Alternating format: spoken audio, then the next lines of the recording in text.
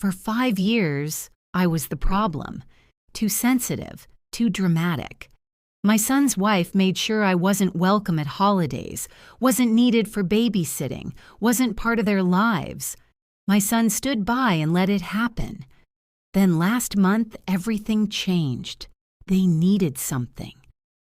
Suddenly, I was family again. Suddenly, they wanted to sit down and talk, work things out, move forward like nothing happened. 5 years of being erased, and now they expected forgiveness on their timeline. I listened to their voicemail asking to meet, heard the expectation in their voices, then I pressed delete. Before the story begins, subscribe and tell me where you're watching from. My name is Cecilia. I'm 71 years old, and I'm about to tell you what happens when people treat you like you don't exist for 5 years, then suddenly want you back when they need something. Dominic is my son, 38 years old. He married Rosalind 7 years ago. Beautiful wedding. I helped pay for it. Contributed $15,000 because Dominic asked, and I wanted to help start their marriage on good footing. The first year was fine, normal. I saw them for holidays, Sunday dinners, birthday celebrations. Rosalind was pleasant, not warm, but pleasant. I thought we'd grow closer with time. Then she got pregnant. Everything changed when Rosalind got pregnant with their first child. Suddenly, I wasn't needed, wasn't wanted, wasn't included. Rosalind's mother, Linda, became the primary grandmother, the one at all the doctor's appointments, the one helping set up the nursery, the one throwing the baby shower. I was invited to the baby shower as a guest, not as someone involved in planning or hosting, just another name on the guest list. Linda wanted to handle it, Dominic explained when I asked why I hadn't been included in the planning. She's really excited about being a grandmother. So am I said. I know, Mom, but Linda lives closer. It's just easier. Easier. That word would become the excuse for everything. When my grandson, Oliver, was born, I went to the hospital, brought flowers and a gift. Rosalind's entire family was there. Parents, siblings, cousins. The room was crowded. I held Oliver for maybe 10 minutes before Rosalind said she was tired and needed to rest. Linda got to stay. I was asked to leave. She needs her mother right now, Dominic said, walking me to the elevator. You understand. I did understand. New mothers need their mothers, but I was also a mother, also a grandmother, also family. Over the next few months, the pattern became clear. Linda was the primary grandmother, the one who babysat, the one Rosalind called when she needed help, the one who knew Oliver's schedule, his preferences, his routines. I was the secondary grandmother, the one who got updates through Dominic, the one who visited when it was convenient for them, the one who sent gifts but rarely saw the baby wear them. Can I babysit sometime? I asked Dominic when Oliver was 6 months old. Give Rosalind a break. Linda usually watches him when we need a sitter. I know, but I'd like to spend time with him too. Let me talk to Rosalind. He talked to Rosalind. The answer was no. Linda was more comfortable with Oliver's routine. She knew what he liked. It was just easier. That word again, easier. When Oliver turned 1, I assumed I'd be invited to the birthday party. I was, the day before. Sorry for the late notice, Dominic said. Rosalind's been busy planning and forgot to send your invitation earlier. Forgot. Like I was an afterthought. I went to the party. Rosalind's entire extended family was there. Aunts, uncles, cousins, friends. The party was beautiful. Clearly, weeks of planning had gone into it. But Rosalind had forgotten to invite me until the day before. I stayed for an hour, Watched Oliver smash his birthday cake surrounded by Rosalind's family, took a few pictures, left early because I felt invisible. That night, I cried. Not dramatic, loud crying. Quiet, alone in my house crying. The kind that comes from realizing you don't matter as much as you thought you did. The second year was worse. Holidays became Rosalind's family only. "We're doing Thanksgiving at Linda's this year," Dominic told me in October. "Rosalind wants Oliver to have consistent holiday traditions, so we're alternating. Her family's holidays this year, yours next year." Except next year never came. Christmas was also at Linda's. We're keeping Oliver's first Christmas intimate, just close family. I was close family. I was his grandmother, but apparently not close enough. I spent Thanksgiving alone, made a small meal for myself, watched TV, tried not to think about my son and grandson celebrating without me. Christmas was the same, alone in my house, opening gifts by myself. The gift I'd sent for Oliver, a beautiful wooden train set, received a generic thank you text from Dominic. No photo of Oliver playing with it, no video call so I could see him open it. Just, "Thanks for the train set. Oliver loves it." I called Dominic on New Year's Eve. "Can I see Oliver soon? It's been weeks." "Things have been busy. Rosalind's been dealing with a lot. New baby routines, managing the house, work stuff." I could help.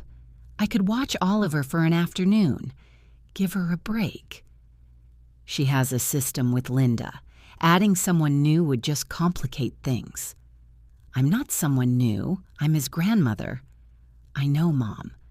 But Rosalind is particular about his routine. She's more comfortable with her mom handling things." "And what about what I'm comfortable with? What about me wanting to be part of my grandson's life?" "You are part of his life." "Am I? When's the last time I saw him?" Silence. "Dominic." "I don't know. A few weeks, maybe?" "Try 2 months. I haven't seen Oliver in 2 months." "That can't be right." "It is right. The last time I saw him was at his birthday party. That was 2 months ago." More. Silence. "I'll talk to Rosalind. We'll set something up." They didn't set anything up. Year 3, they had a second child, a daughter, Maya. I found out Rosalind was pregnant through a Facebook post, not a phone call, not a personal message, a public announcement that everyone saw at the same time. I called Dominic. "Congratulations on the baby. I saw the announcement." "Thanks, Mom. We were going to call you." "When?" "Soon. We just wanted to share the news with close family first." "I am close family. You know what I mean. Rosalind wanted to tell her parents in person. Then we were going to call everyone else. Everyone else. That's what I was now. When Maya was born, I wasn't at the hospital. Wasn't told she'd gone into labor until after the baby was delivered." "Everything happened fast," Dominic said when he finally called. "By the time we got to the hospital, Maya was born an hour later. We didn't have time to call anyone." They had time to call Linda. She was there. I visited the hospital the next day, brought flowers and gifts, held Maya for maybe 5 minutes before Rosalind said she needed to nurse and could I give her privacy. Linda stayed in the room. I stood in the hallway, alone, holding flowers that would probably be forgotten. When I finally got to say goodbye, Rosalind was polite, distant. "Thanks for coming, Cecilia. We'll see you soon." We didn't see each other soon. Weeks passed, then months. I'd text Dominic asking about the kids, get short responses. "They're good. Growing fast. Busy." Never an invitation. Never a photo. Never "come visit." By Maya's first birthday, I'd seen her maybe 6 times. 6 times in a year. Oliver, now 3 years old, barely knew me. When I did see him, he was shy, uncertain, like I was a stranger. I was becoming a stranger to my own grandchildren. Year 4, I stopped trying as hard.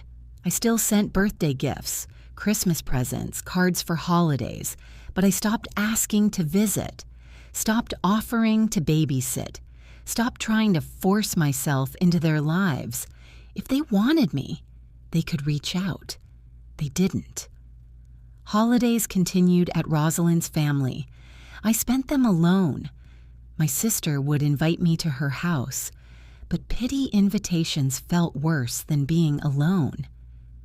"Why don't you say something to Dominic?" my sister asked during one of our phone calls. "Tell him how you feel." "I have. He says Rosalind is just particular about routines, that it's nothing personal." "It is personal. She's deliberately excluding you." "Maybe. But what can I do? Force them to include me? Demand to be part of their lives? That's not how relationships work." "So you just accept it?" "What choice do I have?" I didn't have a choice. I couldn't force Dominic to prioritize me. Couldn't force Rosalind to want me around. All I could do was protect myself from the constant disappointment. So I stopped expecting anything, stopped hoping for invitations that never came, stopped imagining a relationship with my grandchildren that clearly wasn't going to happen. It hurt less that way. Year 5 started the same as the previous years. Minimal contact, generic text messages, no visits. Oliver was now 5, starting kindergarten. I found out through Facebook, a photo of him in his school uniform with the caption, "First day of kindergarten, growing up so fast." I commented, "He looks so grown up. Hope he has a wonderful day." No response, not from Rosalind, not from Dominic, just my comment, floating alone in the thread beneath dozens of comments from Rosalind's friends and family. Maya was 2, talking, walking, becoming a little person. I'd seen her maybe 4 times that year, 4 times in 12 months. I'd stopped expecting more, stopped hoping things would change. This was my reality now. I had a son and 2 grandchildren who existed in my life only peripherally. Through social media posts and brief text messages and obligatory thank you notes for gifts, I'd accepted it, made peace with it, built a life that didn't revolve around people who didn't want me in theirs. I had friends, hobbies, book club, volunteer work, a full, satisfying life that didn't require my son's approval or my daughter-in-law's acceptance. I was fine. Then everything changed. The phone call came on a Tuesday in November, Dominic's name on my screen. Unusual. He rarely called anymore. "Hi, sweetheart," I answered. "Mom, hi, do you have a minute?" "Of course." "So, I need to talk to you about something. It's kind of important." My stomach tightened. "Is everything okay? The kids?" "The kids are fine. Everyone's fine. It's not that." "Okay, what is it?" "Rosalind got a job offer in Seattle. It's a huge opportunity. VP of marketing, significant pay increase, everything she's been working toward." "That's wonderful. Congratulations to her." "Yeah, thanks. The thing is, it starts in January, which means we're moving in about 6 weeks." Moving to Seattle, 3,000 miles away. "That's soon," I said carefully. "I know, it's fast, but the opportunity is too good to pass up." "Of course, I understand." "The thing is, we're going to need help with the move, with the kids during the transition, and I know things have been distant between us, between you and Rosalind, and I take responsibility for that. I should have done better." I stayed quiet, waiting. "We were hoping you could come stay with us for a few weeks." Help with Oliver and Maya while we pack and organize everything. Rosalind's mom would normally do it, but she just had hip surgery and can't travel or lift anything. There it was. 5 years of being excluded, of being told I wasn't needed, of watching Linda be the primary grandmother while I was relegated to the background. And now, because Linda couldn't help, suddenly I was needed. "You want me to come help with the move," I said flatly, "if you're available. I know it's short notice, but we're kind of desperate. Between work and packing and managing 2 kids, we're overwhelmed." Where was this desperation for the last 5 years when I offered to help and was told you didn't need me? Silence. Mom, where was this when I asked to babysit and was told Linda had it covered? When I wanted to be included in holidays and was told Rosalind wanted to keep it just her family? When I've been systematically excluded from my grandchildren's lives? I know we've handled things badly. Rosalind knows it too. We've been talking about it, about how we've pushed you away, and we want to fix it. Now. You want to fix it now that you need something. That's not fair, isn't it? For 5 years I've been told I'm too much, too sensitive, that my involvement complicates things, that Linda is easier, and now Linda can't help and suddenly I'm family again? You've always been family. Have I? Because it hasn't felt like it. It's felt like I'm an obligation you fulfill when convenient and ignore the rest of the time. Mom, I'm sorry. Truly. I've been a terrible son. I've let Rosalind make decisions that hurt you, and I didn't speak up. I didn't protect you, and I'm sorry. His voice cracked. He was crying. Part of me wanted to comfort him, tell him it was okay, forgive him and move forward. But 5 years of hurt doesn't disappear because someone apologizes once. I need to think about this, I said. Okay, but Mom, we really need help. If you can't do it, I understand, but please think about it. I will. We hung up. I sat in my quiet house, the house where I'd spent 5 Thanksgivings alone, 5 Christmases alone, 5 years being told I wasn't wanted, and now I was needed. The next day, I got a voicemail from Rosalind. "Hi, Cecilia, it's Rosalind. I'm sure Dominic told you about the move and our situation. I wanted to reach out personally to ask for your help. I know things between us haven't been great. I take full responsibility for that. I've been controlling and exclusionary, and I haven't valued your role in our children's lives. I want to change that. I want to work on our relationship. But right now, I really need help with this move.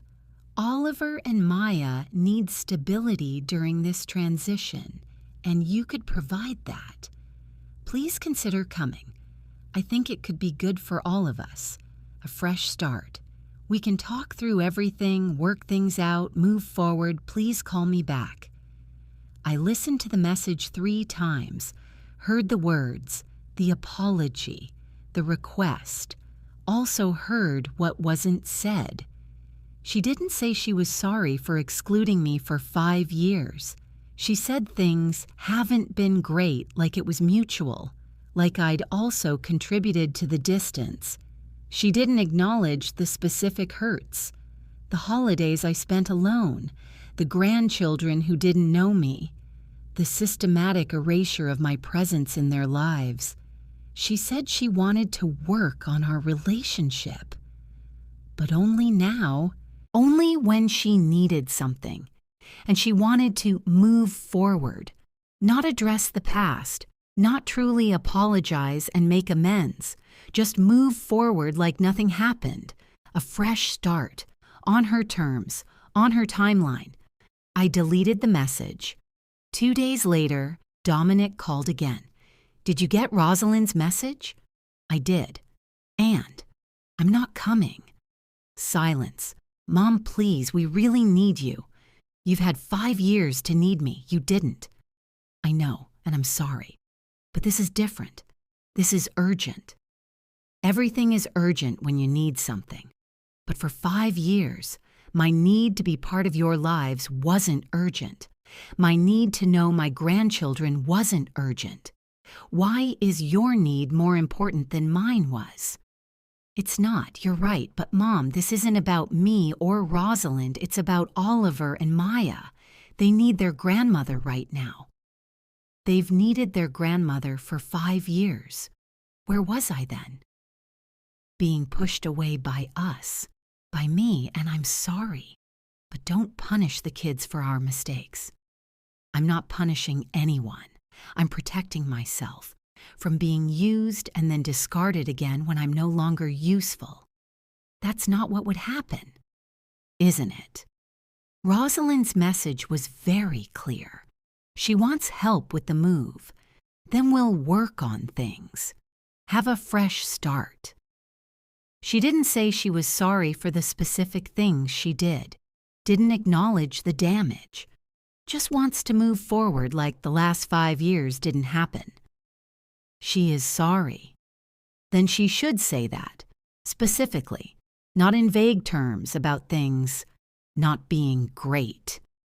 Maybe she doesn't know how to say it. Or maybe she's not actually sorry.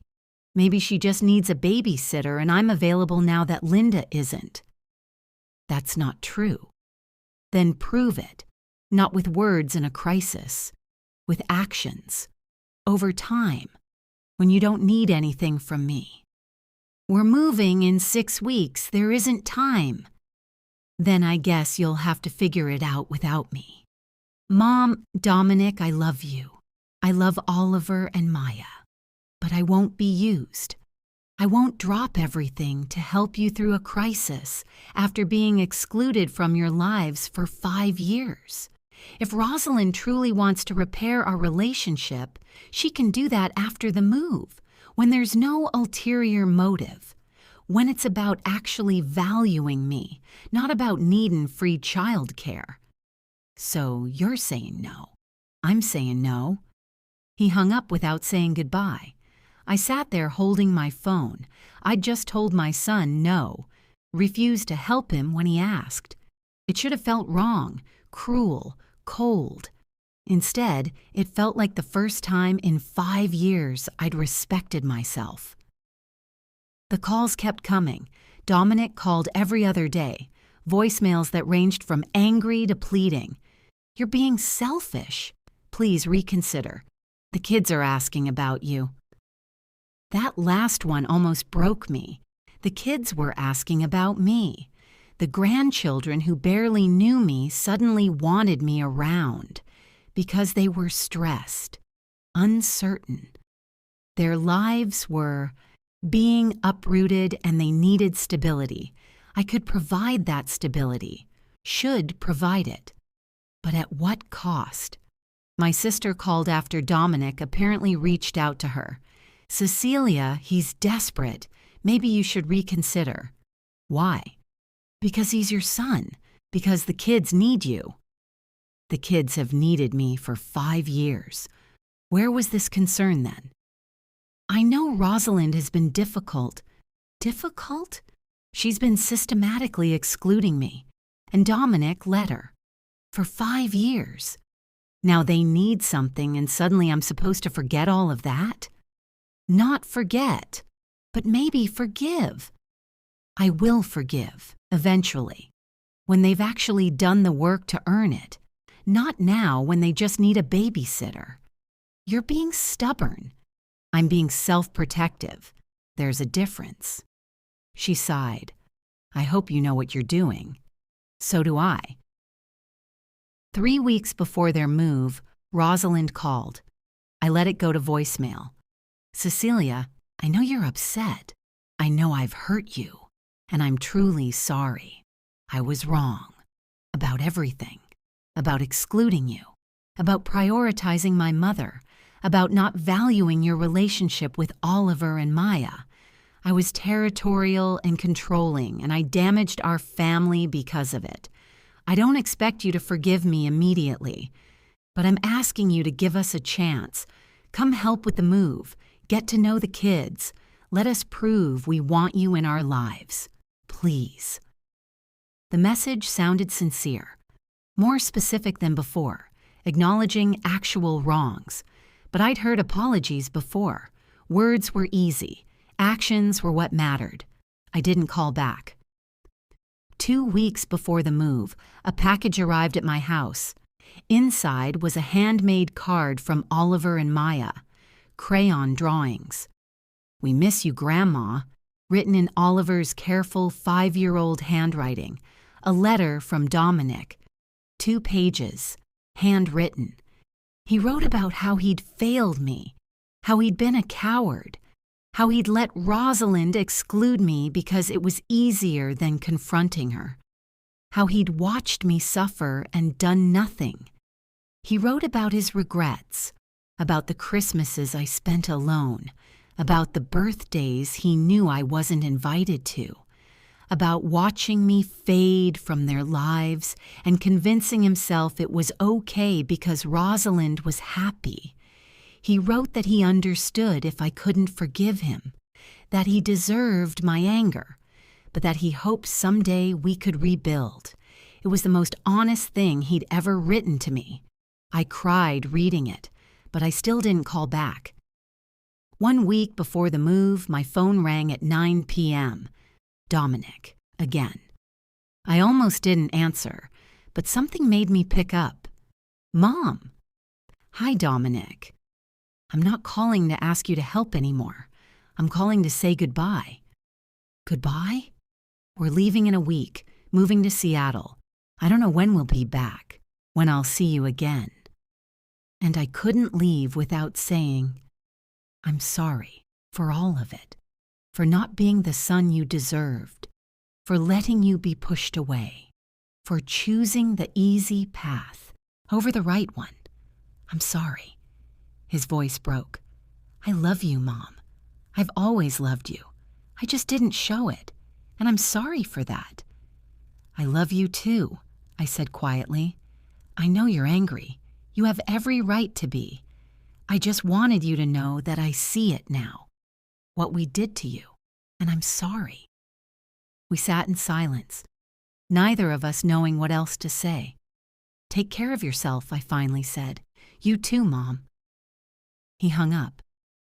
I sat in the darkness, feeling the weight of 5 years of hurt, and one phone call that changed nothing but somehow meant everything. They moved to Seattle without me. I saw the Facebook posts, photos of their new house, Oliver's new school, Maya's new bedroom with pink walls and a princess bed. They looked happy, settled, like the move had gone smoothly despite my absence. Part of me felt vindicated. They didn't need me after all. They'd managed fine. Part of me felt hollow. They'd moved across the country and I hadn't been there, hadn't helped, hadn't said goodbye to my grandchildren. I'd made my choice. Now I had to live with it. The first month after they moved, I didn't hear from them at all. No calls, no texts, nothing. Fine. I'd expected that. I'd drawn a boundary and they were respecting it, or punishing me for it. Hard to tell the difference. I kept busy. Book club, volunteering at the library, lunch with friends. My life continued without them. But sometimes, late at night, I'd look at photos of Oliver and Maya, 2 beautiful children I barely knew, who barely knew me, and I'd wonder if I'd made the right choice. 6 weeks after the move, I got a text from Dominic. Just a photo. Oliver and Maya in winter coats standing in front of a Christmas tree lot. Big smiles, rosy cheeks, no message, just the photo. I stared at it for a long time, then typed, "They look happy." His response came immediately. "They are. They miss you, though." "Do they? Or is that what you're supposed to say?" They do. Oliver asks about you. Maya, too, though she doesn't really remember you well enough to know who she's asking about. That hurt. Maya didn't remember me. Of course she didn't. I'd been a stranger to her for most of her life. "How's Seattle?" I asked, changing the subject. "Good. Different. Rosalind loves her job. I'm still adjusting. And the kids? Oliver likes his school, made some friends. Maya is in preschool now. She loves it. I'm glad. Mom, I know you're still angry, but I want you to know we think about you. The kids talk about you. We're not trying to forget you." "I never thought you were trying to forget me. You already did that years ago." "That's fair." We didn't text again after that. December came. Christmas approached. I wondered if they'd invite me to visit. New city, fresh start. Maybe things would be different. They didn't invite me. Instead, I got a Christmas card in the mail. Photo of the four of them in matching pajamas. Generic holiday message. Printed inside. Signed by Dominic only. Not Rosalind. I put the card on my refrigerator. Looked at it every day. 2 children who look like strangers. A daughter-in-law who still couldn't be bothered to sign a card to me. A son who was trying but not hard enough. I spent Christmas alone. Again. 5th year in a row. My sister invited me over. I went this time. Better than being completely alone. "Have you heard from Dominic?" she asked over dinner. "Not really. A text here and there. Nothing substantial." "Are you going to reach out?" "Why would I? I told them I wouldn't be used. That stands whether they're here or in Seattle. But you miss them. Missing them doesn't change what happened. Doesn't erase 5 years of being excluded. So what? You just never talk to them again? I don't know. Maybe they reach out when they actually want a relationship and not just help moving. Maybe they don't. Either way, I'm not chasing people who spent 5 years making it clear they didn't want me around. 3 months after the move, February, Dominic called. "Hi, Mom." "Dominic, this is a surprise." "I know. I've been meaning to call. Things have been busy." Always busy. Always an excuse. "How are the kids?" "They're good. Growing. Oliver lost his first tooth last week." "That's a milestone." "Yeah, he was so excited. Rosalind took 1,000,000 photos." "Of course she did. Linda probably had copies of all of them." "That's nice." Awkward silence. "Mom, I'm calling because we need to talk. About everything, about what happened, about how things are now, about how to move forward." "There's nothing to talk about. You made your choices. I made mine." "I know. But Mom, we can't just not have a relationship forever. You're my mother. Oliver and Maya's grandmother.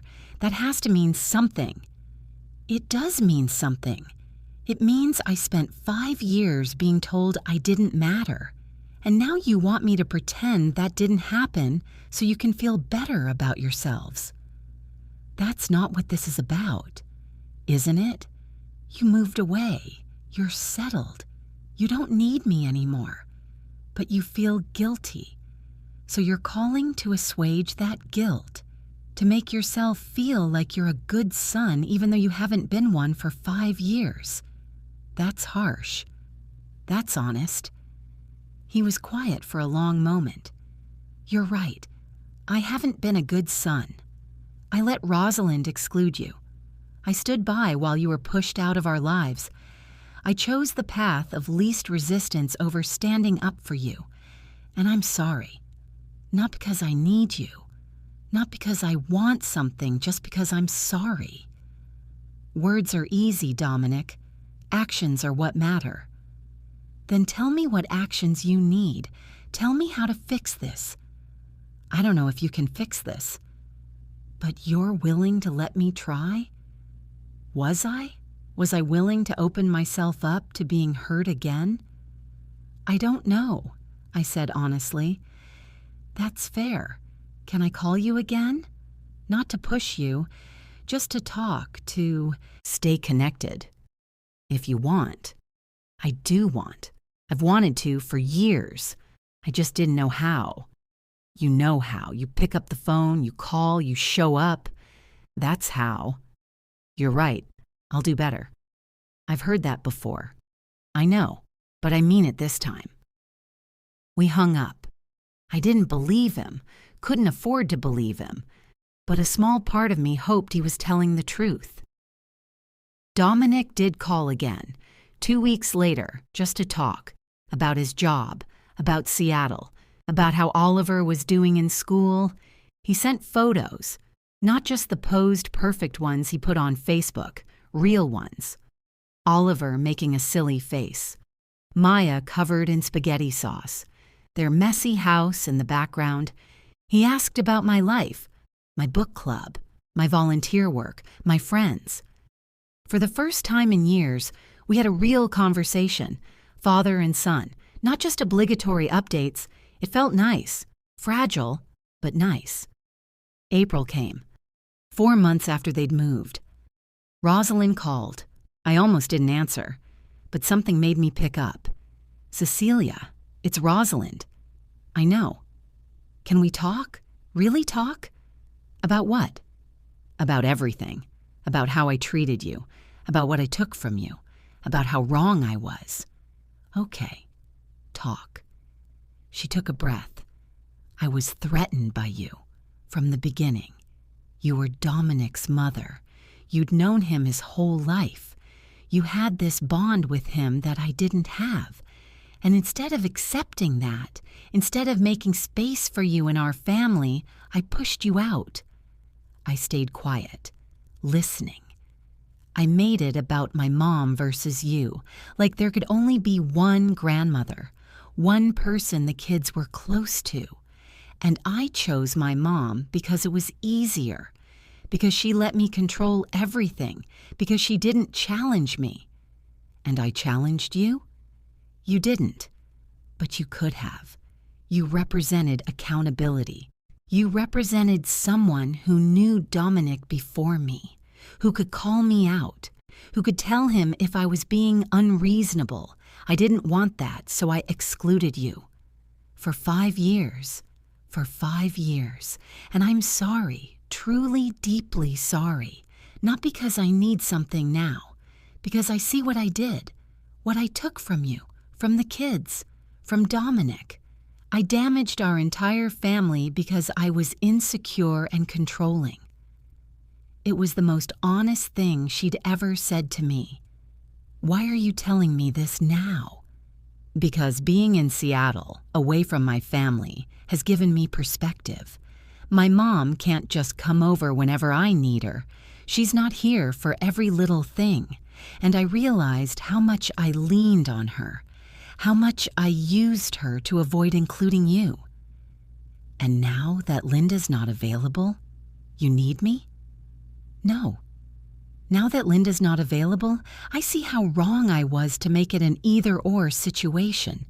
There was room for both grandmothers. I just didn't want to share, and that was selfish. Yes, it was. Cecilia, I don't expect you to forgive me. I don't expect you to trust me, but I want to try to make things right, if you'll let me. How? I don't know. That's up to you. Tell me what you need. What did I need? 5 years of missed time with my grandchildren? Impossible. Holidays spent together? Too late. Trust? Destroyed.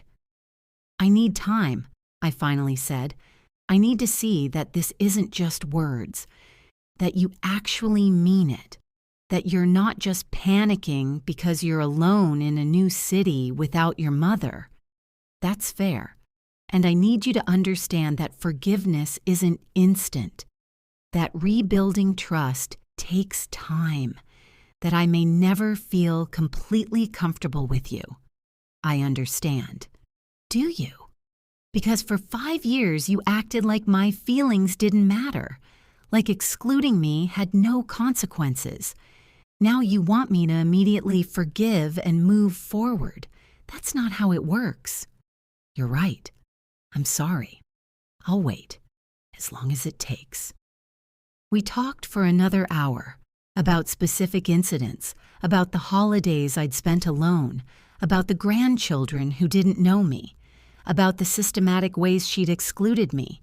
She didn't make excuses, didn't minimize, just listened and apologized. It didn't fix everything, but it was a start.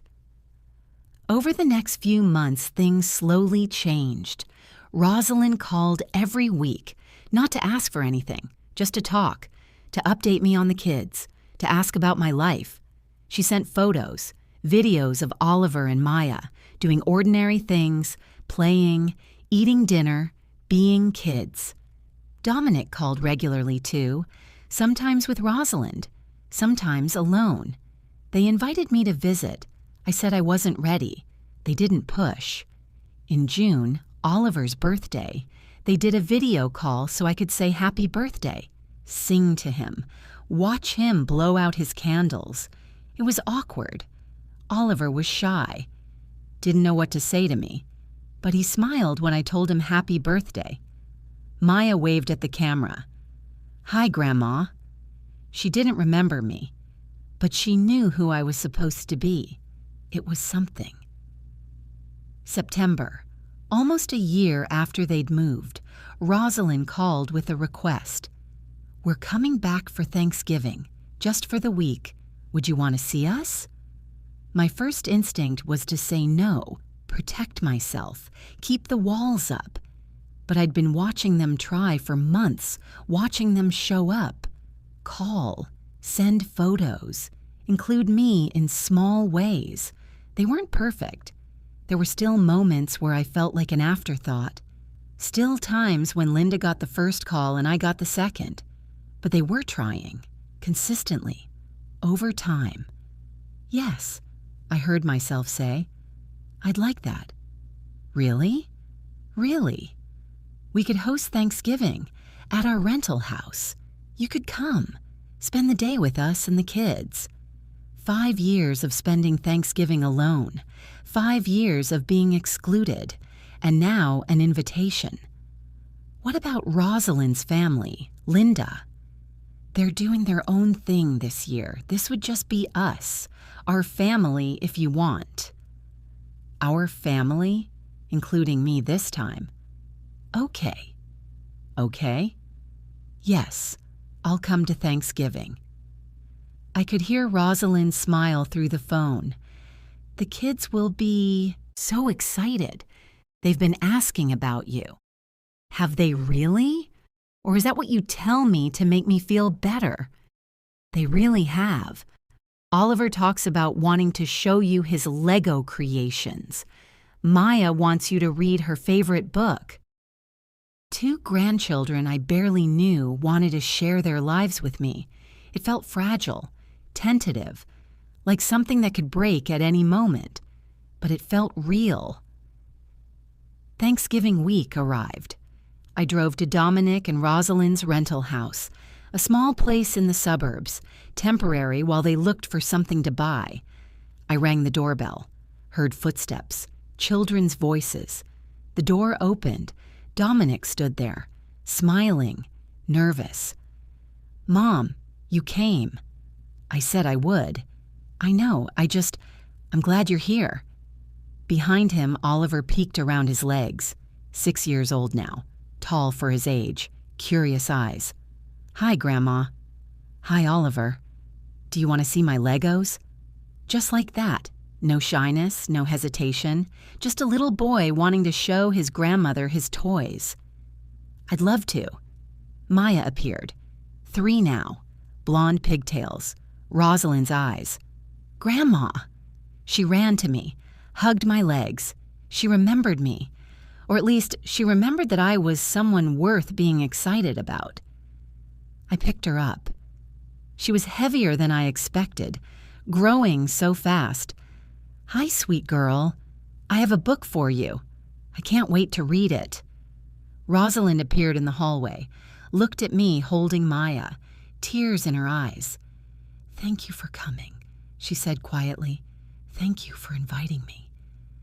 We stared at each other.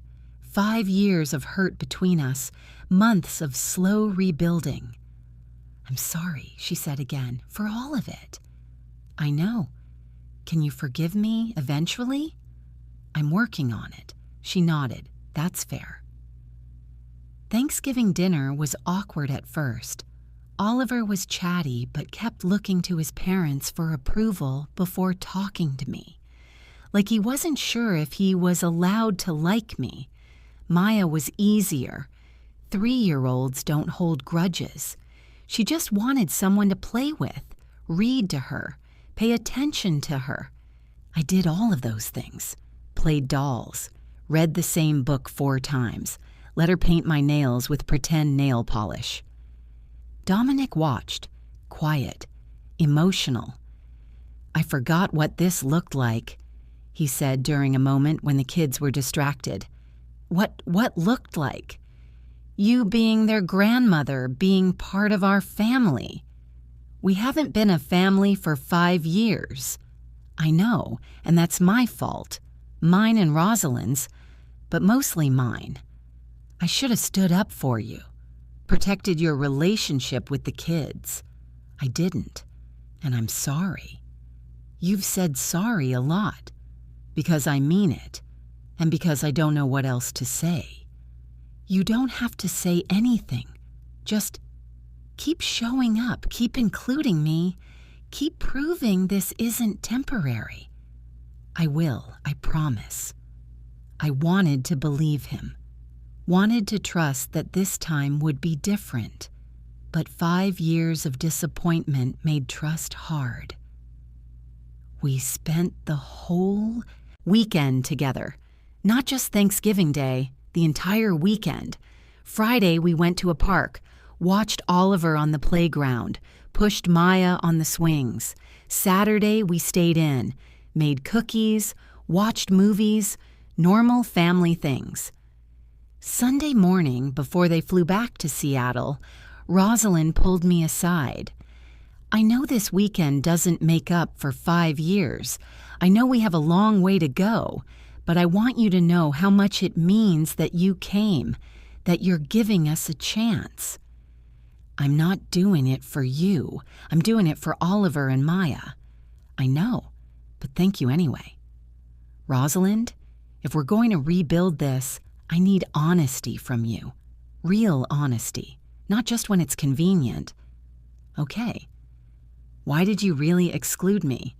Was it just about being threatened, or was there more?" She looked away, uncomfortable. "My mother is difficult, controlling. Growing up, she was very involved in every aspect of my life. I both loved it and hated it. When I had kids, I wanted that same involvement, but I also wanted control. I wanted to be the one making decisions. And you would have challenged me.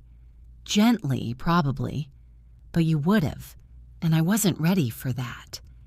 So you chose someone who wouldn't challenge you." "Exactly. My mom lets me run the show. You would have been a partner, an equal, and I wanted to be in charge. At the cost of your children having a relationship with their other grandmother. Yes, and I'm sorry. I was selfish. I put my need for control over their need for family.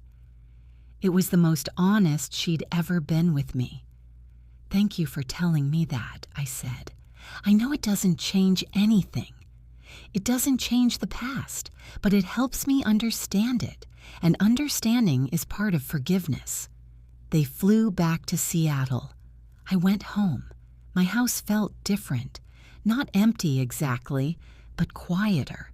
The kind of quiet that comes after noise and laughter and life.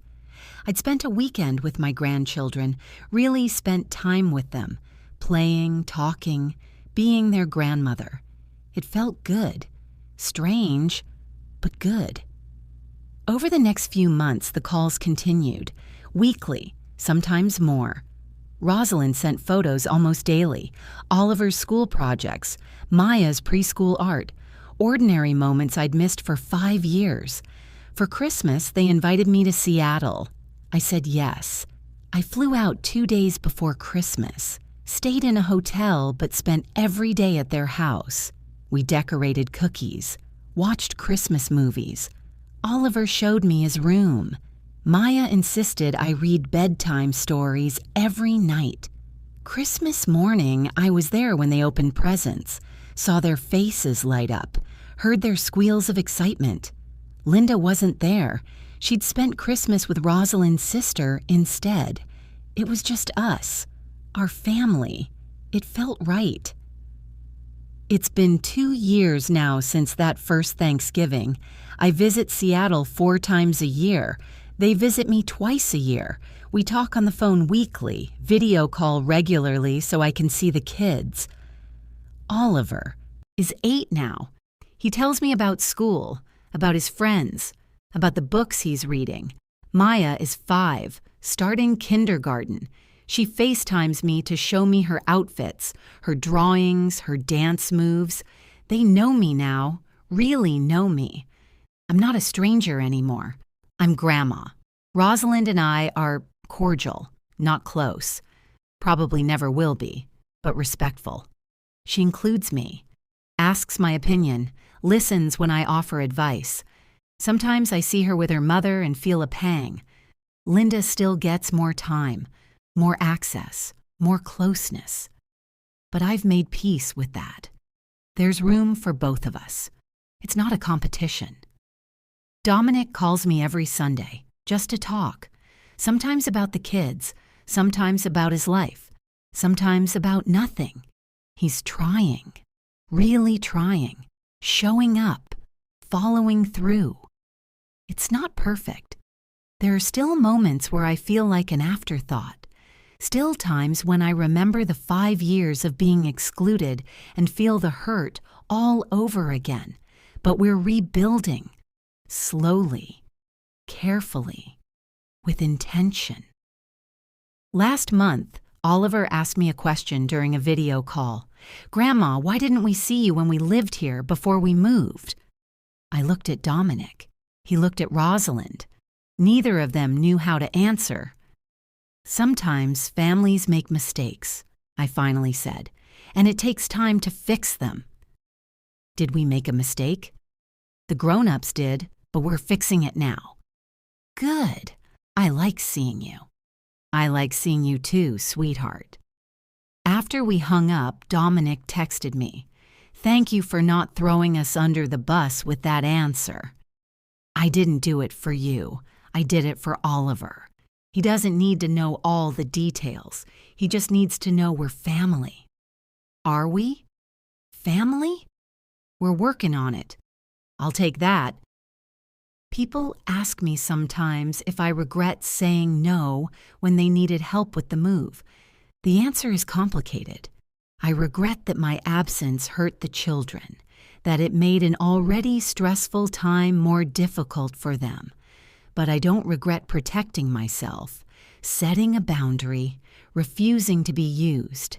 If I'd helped with the move, we'd have gone right back to the old pattern. Me being included only when convenient, excluded when not needed. By saying no, I forced them to confront what they'd done, to sit with the consequences of 5 years of exclusion. It wasn't easy, for any of us, but it was necessary. Because forgiveness isn't about pretending hurt never happened. It's about acknowledging it, sitting with it, and slowly, carefully choosing to move forward anyway. That's what we're doing. Moving forward. Not forgetting, not pretending, just moving forward. Together. On our own terms. Not on a crisis timeline, but on a real, intentional, honest timeline. And that's worth more than any quick fix ever could have been. What would you do if this happened to you? Tell me in the comments. I always read them. And don't forget to like and subscribe for more true life stories like mine.